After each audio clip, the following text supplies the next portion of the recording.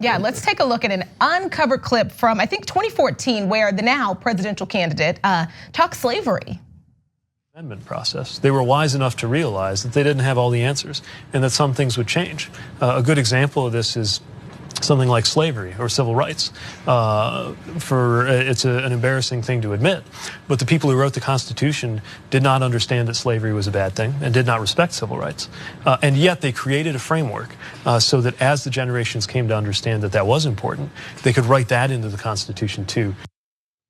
Well, look, to be fair, he was talking to his classmates there. Oh my goodness. Okay. Who, by the way, looked very skeptical of his opinions. Yeah, they're like, you sure they didn't know? Because it looked like they knew. Right. Look at them, they're little growing minds. Don't teach them these lies. Like, what? They didn't know, like the rape and beating and keeping people in chains. They didn't know it was bad. Like, Yeah, no, they did. They did. So look, I think that the founding fathers are really interesting, nuanced conversation about their morality, what they've done right, what they've done wrong, and it's as interesting a conversation as you could have.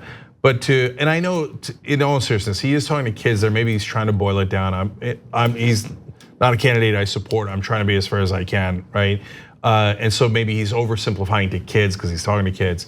Having said all that, ain't nobody thinks it's that simple. Right, either he's lying or he doesn't understand it himself. Yeah. These are these moments, and I've talked about this in many ways.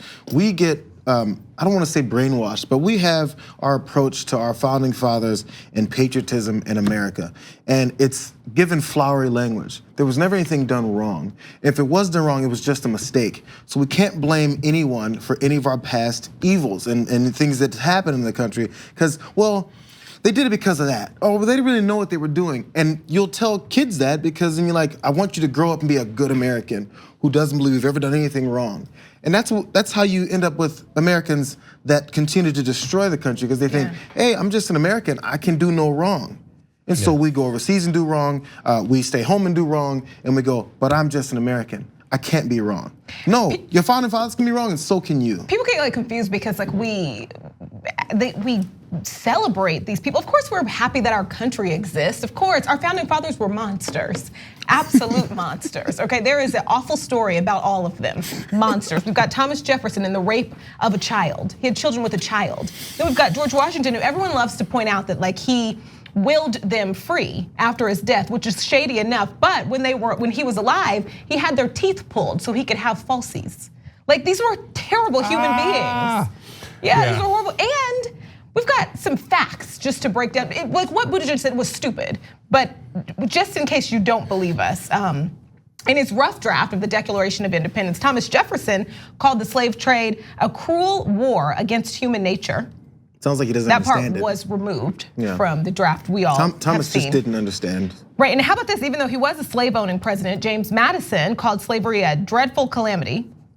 After signing the Fugitive Slave Act in 1850, President Millard Fillmore said, God knows that I detest slavery, but it is an existing evil for which we are not responsible, and we must endure it. James Buchanan called slavery one of those moral evils from which it is impossible for us to escape without the introduction of evils infinitely greater. There are portions of this union in which if you emancipate your slaves, they will become masters. Yeah, so guys, so nothing that exists today in terms of policy would come anywhere near the horrors of slavery. So, but there's something haunting in those words about, hey, look, there's nothing we could do. We have a system that doesn't work, it's terrible and evil, and we all know it's evil, and we all know all the terrors of it, but we can't fix it. Or maybe we can, and you just didn't want to. And so for the founding fathers, they had slaves, and so it's an absolute fact they knew how terrible it was to have slaves, and they had them anyway. And so it's just that convenience thing, and no matter how horrific it is and what you do with other people's lives, people like that comfort and they like that power and elitism, etc. Look, I think that what a lot of countries do, almost all the countries do, in trying to teach patriotism in a way that is false and our country's 100% right, is that idea is stupid, and it leads to patriotism only among the stupid. And so I think there's a better way to be patriotic, which is to tell the full picture of the story and of the country. And I think that could maybe lead to an even deeper appreciation if you're thoughtful about it. So I happen to think the Constitution is still the best written document in history, but it was written by some folks who were monsters, to Brooke's point.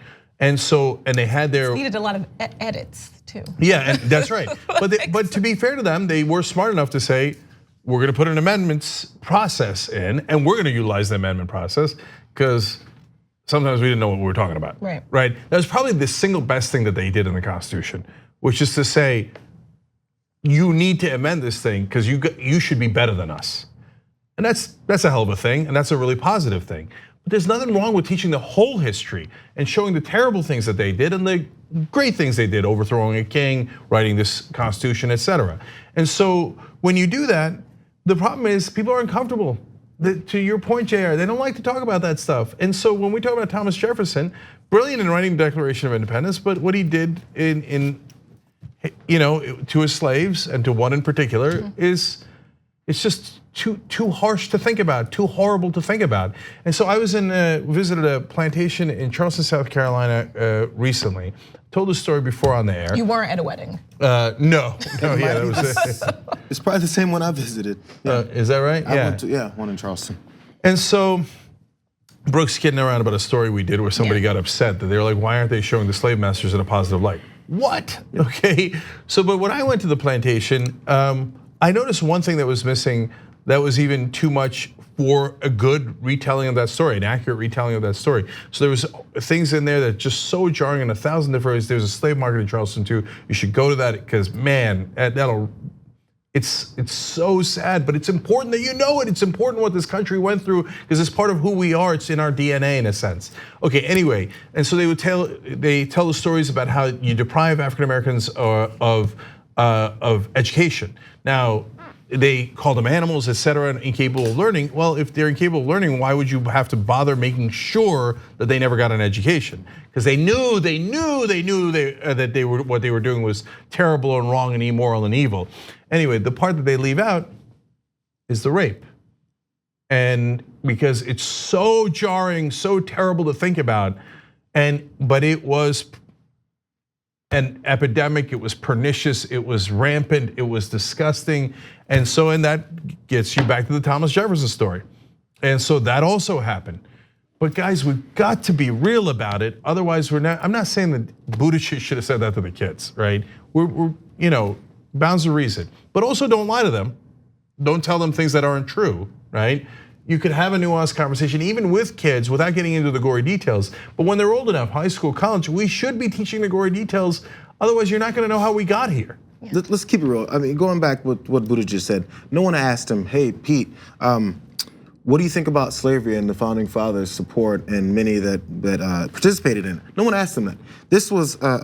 This example was brought upon by himself. He was talking about the amendment process and the founding fathers' genius in creating the system. He said, speaking of which, an example is slavery. What made you come up with that particular instance? Maybe it's just what came to mind. It's fine, I don't care which examples you use, but it was inaccurate.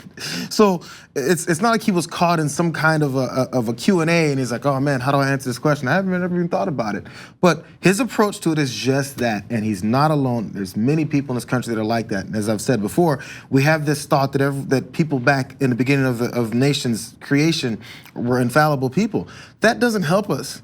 Hey, you fix things by realizing where you've gone wrong. You know, this whole New Year thing is about to turn to 2020 and everyone's like, new year, new me. You know what? This year I'm gonna get rid of this, I'm gonna get rid of that, I'm gonna shed that person from my life, and I'm gonna lose weight, and I'm gonna do this.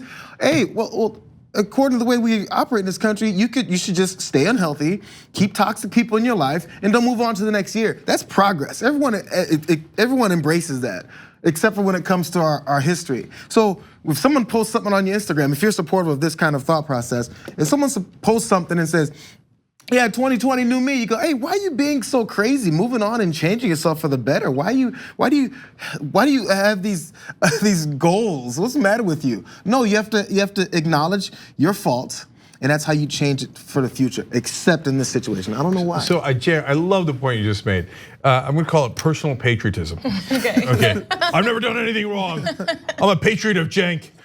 Okay, if you did it in your personal life, well, you'd be a Republican. But other than that, you'd be a weirdo, right?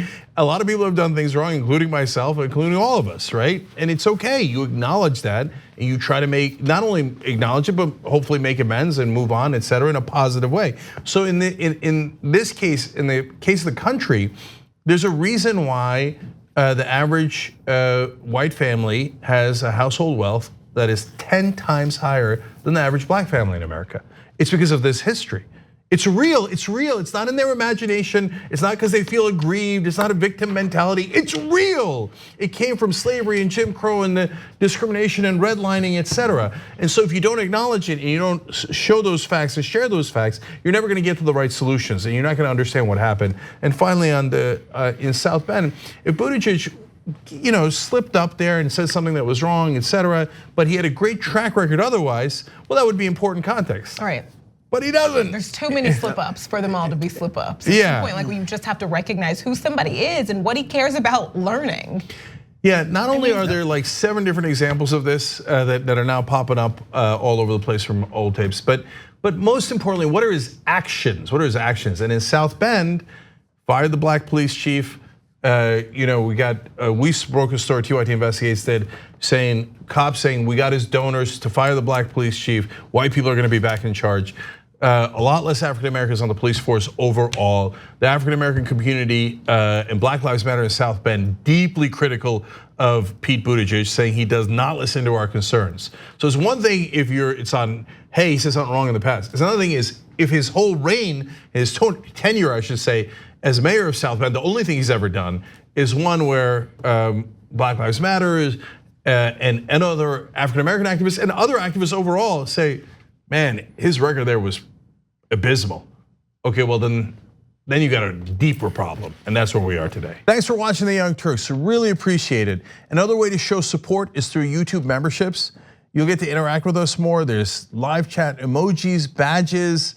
You've got emojis of me, Anna, John, Jayar, so those are super fun. But you also get playback of our exclusive member-only shows and specials right after they air. So all of that, all you gotta do is click that join button right underneath the video. Thank you.